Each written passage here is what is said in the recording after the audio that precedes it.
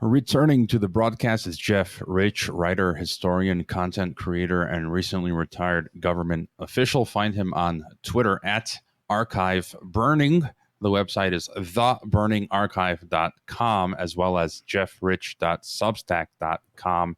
And he's got a new book out, which we'll be discussing. How's it going, Jeff? It's going really well, Hrvoje. How are you?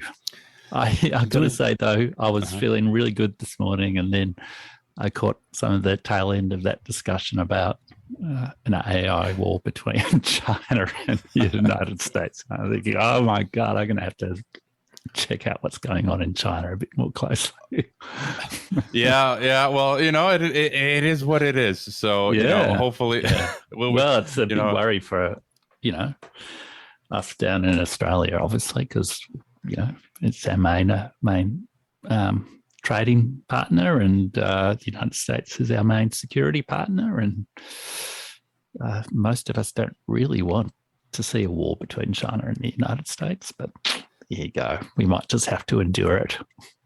Yeah, most of us don't want to. You better get started on your bunker out there somewhere in the outback.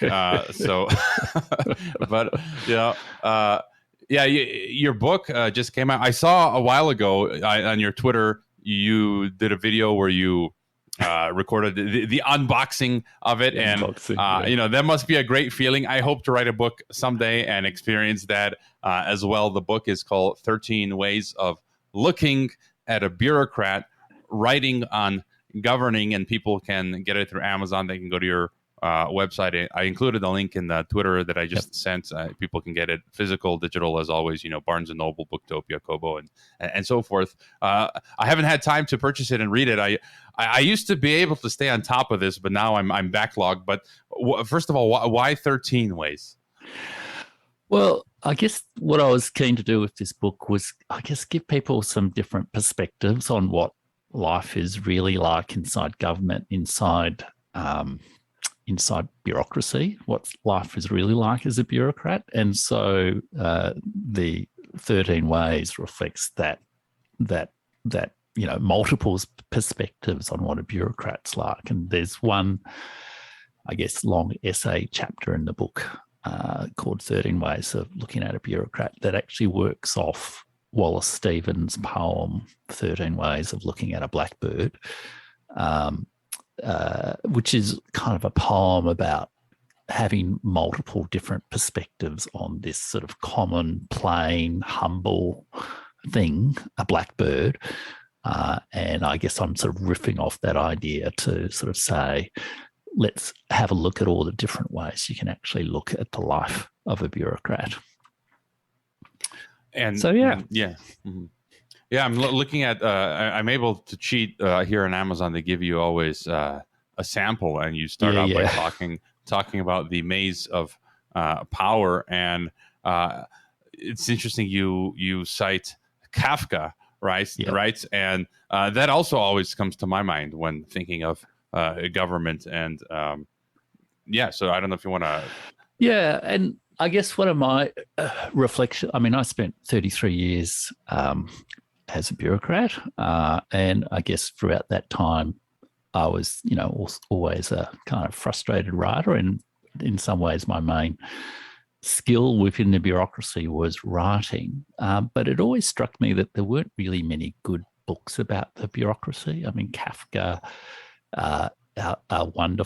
is a wonderful set of books, but a lot of the academic studies and the political memoirs I felt just don't really quite get to the complexity and the humanity, I guess, of the experience. So I was kind of keen to both share my sort of personal, the book's kind of partly a memoir and it's partly a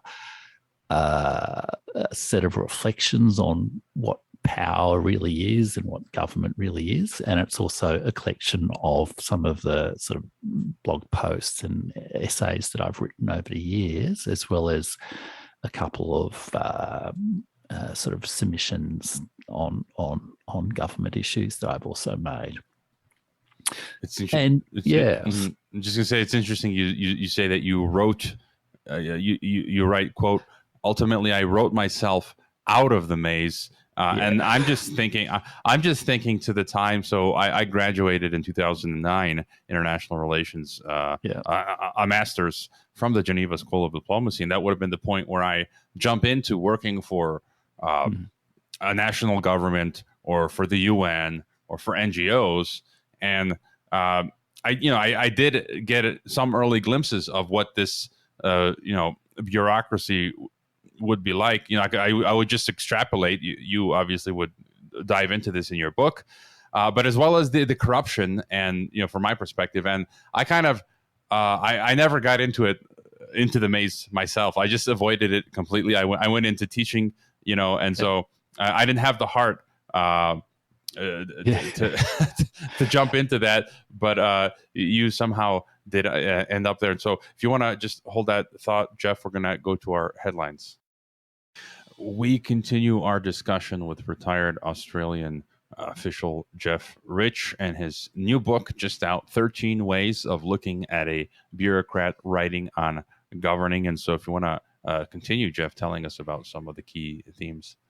Yeah, well, I mean, it's interesting you said when you sort of graduated. I mean, I've sort of left university with a near complete PhD in 1989 to start working in the Victorian government. And I mean, that was obviously the year the Berlin Wall fell, and in a way, it was also the start of an era, I guess, of a new way of governing. And so I guess I've been a witness for that entire era. And when I joined, I really had I was approaching the job seriously. I thought you could do good as a bureaucrat. I thought, there was a kind of a virtuous vocation of governing.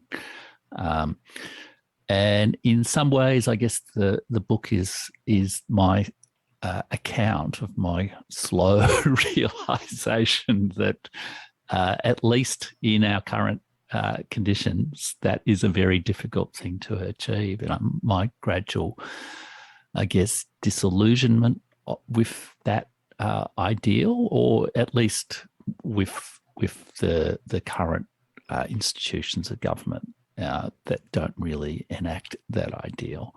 So when I said I sort of wrote myself out of the maze, it's sort of like my ideas about power and my ideas about government were ultimately sort of keeping me trapped in something that was difficult for me. But so I sort of tell that whole story, but I also have my sort of essays and reflections on like writing speeches and the sort of decay of political institutions in Australia specifically, but also in, I guess, the West.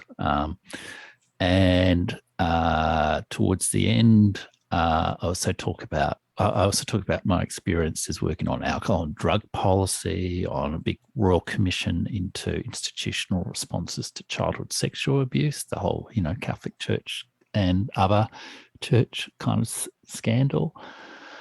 And generally some stuff on institutions and culture of government. And then towards the end, I also have the essays that I wrote, I guess, during the COVID years, which were perhaps the straw that broke my camel's back, and perhaps convinced me that, first of all, I was actually working there within the health bureaucracy through the COVID pandemic, and so was, a witness to a certain limited but close perspective of what was going on. And, I became convinced fairly early on that some, serious misjudgments had been made. But no one was prepared to say, let's stop this horse. We've got to stop. We're on the wrong train here. But also the strains on what we've come to understand as democracy through those years were quite significant. So I've got a few essays towards the end about I guess, the state of democracy, whether we're still living in a democracy or whether it's, as you describe it, a sort of technocracy, or whether it's some weird kind of post-democratic society that we don't quite have the right name for yet. It covers quite a few things, the book. Yeah, you may have been like that last generation that served in some the last version of democracy, like the last operating system before they upgraded to technocracy. And I think we are in technocracy. You know, I just cited in the previous segment my past guest Gregory Copley, who's also Australian. He's been saying he has a profound knowledge of history, and he's worked with governments around the world. He says, you know, it's done, finito. Democracy. We're in an age of whatever you want to call it. It's yet unclear. Tyranny, authoritarianism. We talked a little bit about that last time. You kind of I think you used the term more. We were talking about the U.S. I think, and you're saying it's not quite totalitarian yet, but it's exhibiting bouts of authoritarianism. But you also write in the article, in your book, you say you beg some questions. Could I be the hero who confronts the monster in the labyrinth?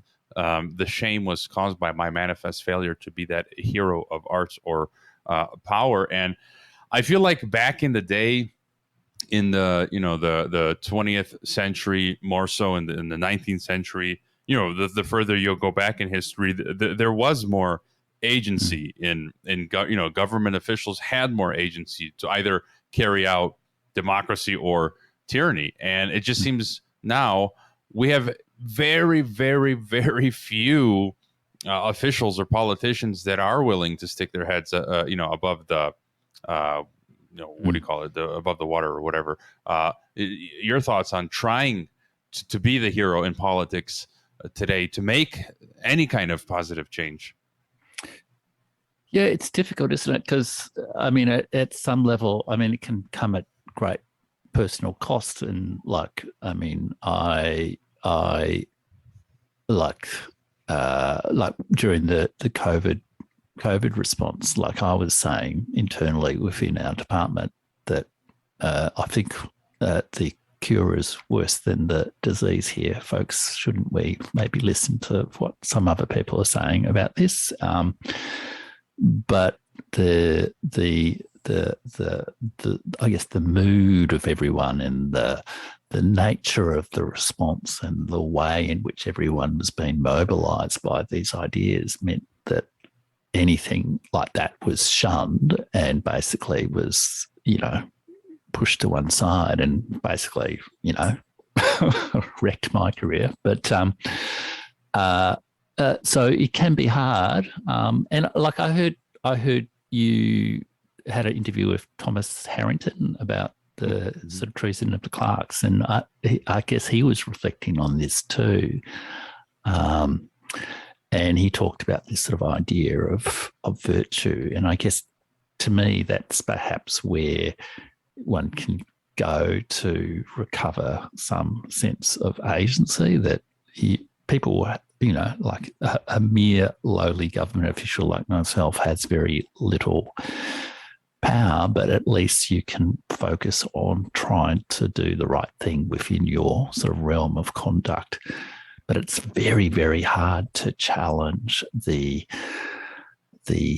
highly centralized, highly coordinated, highly media-oriented, power structures within bureaucracy these days.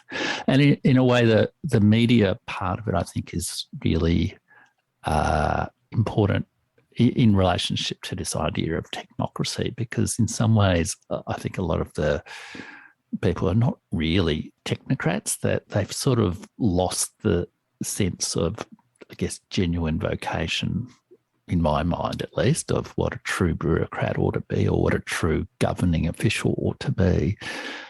And they've they tend to be very compliant with the management of the optics of politics and the optics of media presentation of issues.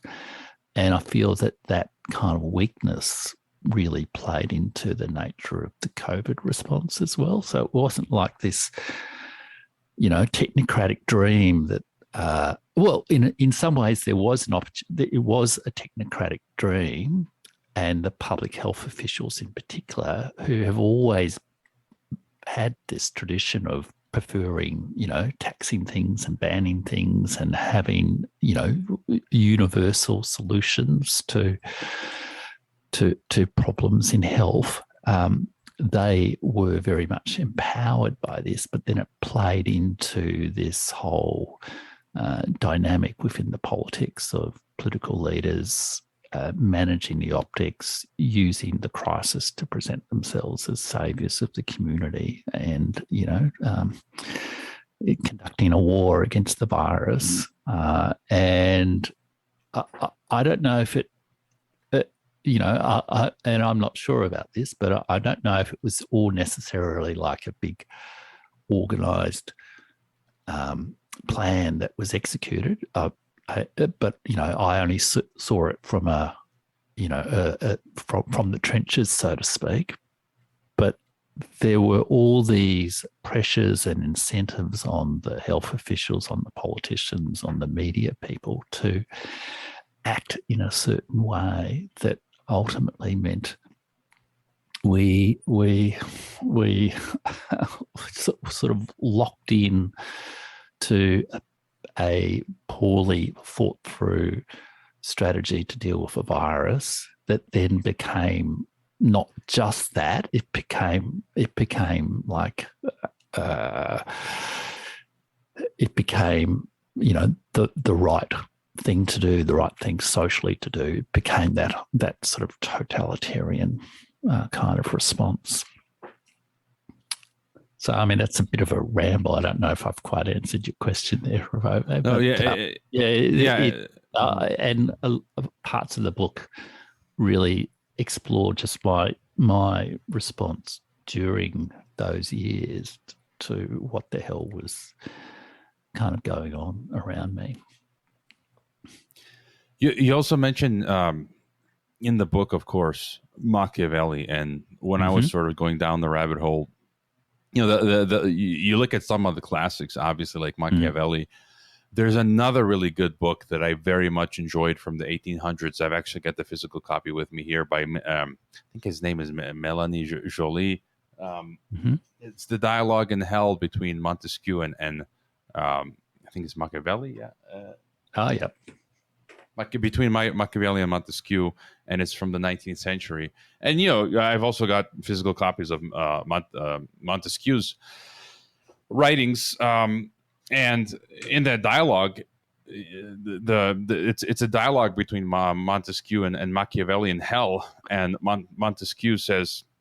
Machiavelli says to Montesquieu, he says, "Give me a fully functioning republic, democracy, democratic republic, whatever, and I will show you step by step how I turn it into a tyranny." Yeah. And it's absolutely a fascinating read. It's from the 19th century. I have read it a couple of times. I should probably reread it, and then it can be applied. It's like you're reading what's happening to our governments today. These are timeless principles. And he talks about how he takes over the media, information, and all this stuff. What are your thoughts about Machiavellism today in the government? Were you privy or witness to that sort of aspect of governance? Look, absolutely. I think there's a very ruthless use of political advantage and things like that. And I think part of the COVID response was that. I mean, at some point, governments sensed that the community wanted to be saved from, the external enemy, the external threat, and exploited that fear and that sort of desire to find a solution, I guess, and to present themselves as saviours. I think Machiavelli's also relevant for me because he's classically presented as the guy who sort of set aside sort of Christian cliches about how power should be and looked at the reality of it. And in some ways, I guess I almost wonder if today we need to sort of set aside some of our cliches about, what democracy is meant to be like and look at the realities of how our institutions of government, our political institutions are actually operating today, because it is not at all that. It's not like that. There's certainly, there are elections and there's all that sort of thing, but there are also an awful lot of manipulation of the news cycle, manipulation of people's emotions, and other things like that. So I do think, I guess the other thing I'd say would be, I think no one's really in charge. My impression of government is no one is really in charge. People want to believe they're in charge, but they're not really in charge. And it's a lot more chaotic and chaotic, sort of almost accidental sort of responses to lots of local pressures, rather than the sort of big, the Klaus Schwab's plan from wherever Klaus Schwab lives, from Davos. So, yeah, and I guess that's an interesting one for debate. But I sort of, one of the things that really impressed me about my experience of the bureaucracy is just all public service leaders or political leaders are, flawed, weak people just like myself, and yet they're placed in these impossible jobs that have extraordinary power, and they're sort of riding the dragon, or thinking they're riding the dragon, but perhaps the dragon is really riding them. Yeah, and I had one more question about that, but it's time for our break. Yep. Again, the websites are theburningarchive.com, jeffrich.substack.com, on Twitter at archive burning, and the title of the book again is 13 Ways of Looking at a Bureaucrat Writing on Governing. And by the way, I'm just noticing, I think some of the core books that you listed were Machiavelli's The Prince, of course, Václav Havel, Kafka, all great choices that are fundamental, I think, to examining government and bureaucracy. And I've never heard of this, but I'm going to be looking into it. American poet Wallace Stevens. And so if anyone wants to call in, feel free. We'll be right back. It's our final segment with Jeff Rich, writer, historian, recently retired Australian government official. His new book is just out, which you can purchase in physical form or get it immediately in digital form, 13 Ways of Looking at a Bureaucrat Writing on Governing. And, my brief experience as a grad student in Geneva, I was for half a year a staff assistant to the Czech Republic mission to the UN, while the Czech Republic was heading the 6-month EU rotating presidency, and I would go to these EU meetings. I was at the 62nd World Health Assembly, so I got a glimpse of the, what you lived, except at the supranational level. And just one memory that's coming back. I kind of differ from you. My view is that there is a plot, right? There are some elites somewhere, and here's just one example. We went into this conference room, some building in Geneva, I can't recall, and it was representatives from all 20-some EU countries, from the health ministries, and we sat in this big room, which had desks lined up like in a square, so we could all see each other. And then they had this policy paper, so they had to set the common policy for the EU, hash it out into one document, which then would be presented at the UN WHO as the EU's position on the swine flu or whatever, other issues back in 2009. And by the way, fun fact, I had a gaming laptop, and my job was to take notes. I plugged it in because the battery was about to die. And because it was a massive, like a gaming laptop, and it, I guess, needed a lot of juice, I actually took out about half of the computers and mics, because just as I plugged it in, a whole bunch of the country's representatives, like mics and screens, didn't work anymore. Nobody noticed. I only learned that it was me after a couple of minutes. I'm like, oh, and then they had to move to some of the open seats. So that was my little way of sabotaging the EU and UN. But my feeling is, though, that what they were arguing over in that room was basically, the grammar and minor points of language, but that policy came from somewhere. It came from headquarters, wherever that is. And these apparatchiks, the head of the mission, they weren't really setting the policy. They were just there to make sure, from headquarters, the orders that were sent from HQ were implemented in that policy, but they weren't really making that policy. So that's kind of just my take on. I'm more of the view that there is a plot somewhere, and there are elites. So. Well, I mean, I could accept that view. In some ways, I'd probably say there's 1,000 plots. They're all, and they don't necessarily cohere together into one sort of thing. And I mean, especially like with international type meetings, the process of getting agreement to a document is often, long and extended, and there's always a lot of kind of wriggle room in the text that enables people to say, yes, we agree, but we'll just keep doing what we want to, do in a way. The NATO Vilnius summit's a classic. The communique from the NATO Vilnius summit's a classic case of that. We'll create all these atmospherics about supporting Ukraine, but all we'll say about Ukraine becoming a member of NATO is that, when we agree to admit Ukraine, we'll agree to admit Ukraine. Like, that's just a statement of the obvious, isn't it?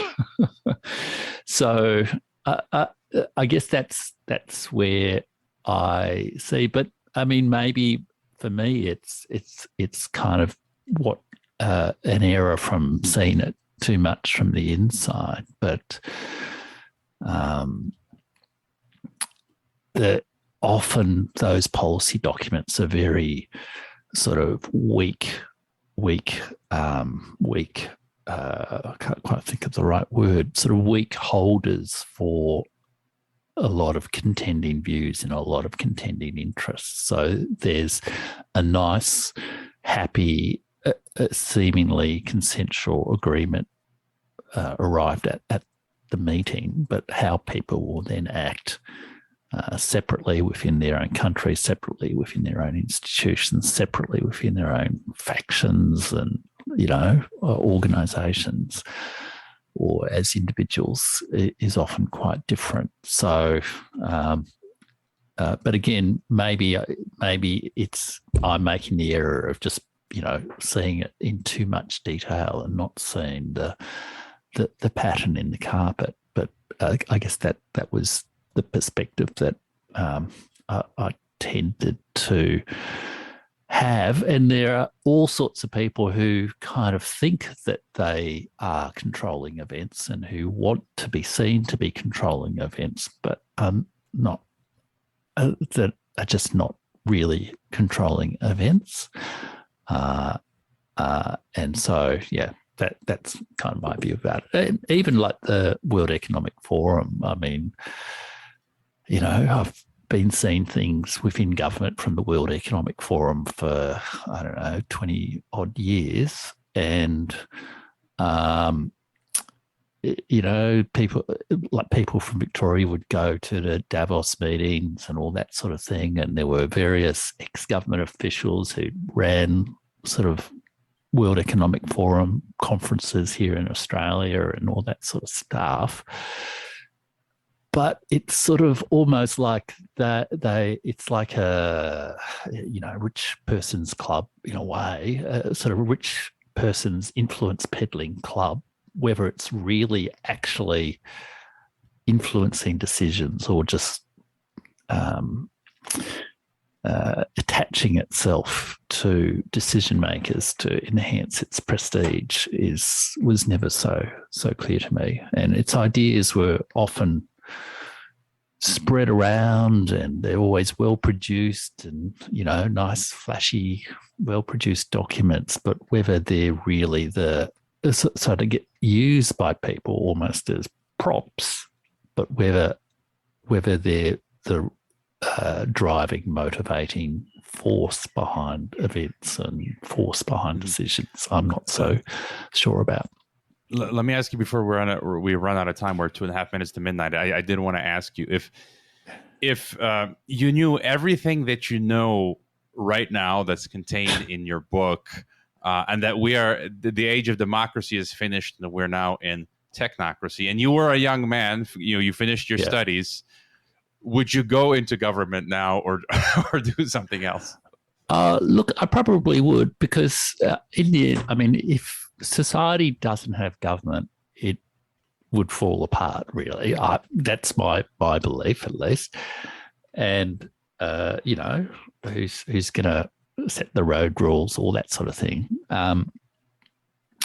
So I do feel that the job of governing is important and essential if we're going to have a good life together. So I would do it for that reason, but I wouldn't go into it with a naive belief that, we live in a wonderful liberal democracy and it's the final solution to political order. I would go into it on the assumption that we lived, there's that idea of the mixed economy, part government, part private sector. In a way, I think we're probably living in a kind of a mixed democracy or mixed polity these days, where there's democratic features and post-democratic features and authoritarian features, and they're sort of intermingled without being conclusively one system or another. All right, we're out of time. We didn't get time to get an update from you on NATO and Russia and everything going on, but people can check your socials, your website, your Substack. You do a podcast as well, providing your thoughts. Real quick, 30 seconds left. Where are the best places to follow you? theburningarchive.com and jeffrich.substack.com, and as well as Twitter and the YouTube channel and 13 ways of looking at bureaucrats on or good online retailers. Amazon seems to be charging a bit more for the paperback than others, so you might want to check out some of the competitors there. All right. It's always great getting an update from you, Jeff. We'll talk soon, I think, in about a month's time or so. I'll be right back with Steve.